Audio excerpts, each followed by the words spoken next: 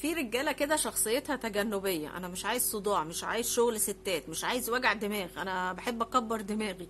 لو انت الشخصيه دي ما تتجوزش اتنين، انت يبقى كويس قوي لو اتجوزت واحده وربنا يقدرك عليها. بجد والله مش كل الشخصيات تقدر على التعدد. انت من الشخصيه اللي مش عايزه وجع دماغ، يبقى كفايه عليك واحده.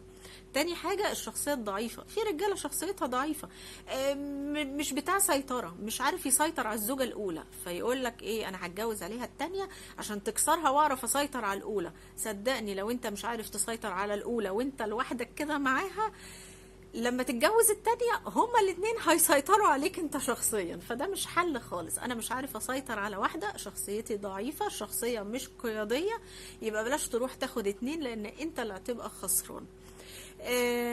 برضو ما ينفعش ان انا اتجوز على مراتي لو مراتي دي الاولى دي بتساعدني في مصروف البيت. اللي بيجمع بين زوجتين يا جماعة بيبقى مقتدر، هو اللي بيصرف على البيت من الالف للياء. لو مراتك بتصرف حاجة بسيطة قوي بتساعدك ب10 جنيه في الشهر، لما تقول لها انا هتجوز هتقول لك لا يا حبيبي، انا كنت بوفر وبشيل وبحط علشانك وعشان عيالنا، مش عشان تروح تتجوز عليا.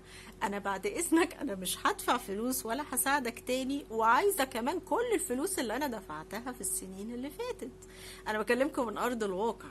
فاللي هو ايه، يعني ما ينفعش ان انا تبقى مراتي بتساعدني في مصروف البيت وانا مش قادر اجمع بين اتنين ومش قادر اكفي بيتين، واروح اعمل كده واروح افتح بيت تاني.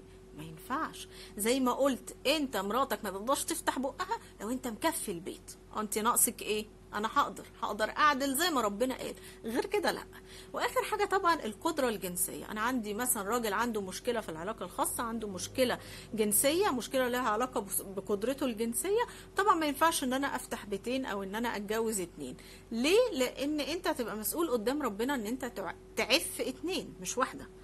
وحتى المختصين يقول لك حاجه لذيذه قوي بيلاحظوها، يقول لك احنا بنلاحظ ان الست اللي هي الزوجه الاولى بتبقى رافضه العلاقه الخاصه ومجننه جوزها على العلاقه، واول ما تلاقيه متجوز واحده تانية او يبقى هي في زوجه تانية معاها بتروح هي اللي تطالب بالعلاقه. بتبص تلاقي الستات لو انت متجوز اتنين هم اللي بيبادروا بطلبك للعلاقه. لو انت رفضت عشان مشاكل صحيه هتلاقيها بتقول لك انت بترفض عشان مراتك التانية، ولو انت رفضت لا اصلا انا صحيا انا عندي مشكله، لا يا حبيبي ما كنتش اتجوزت اتنين. انا برضو بكلمكم بشكل واقعي.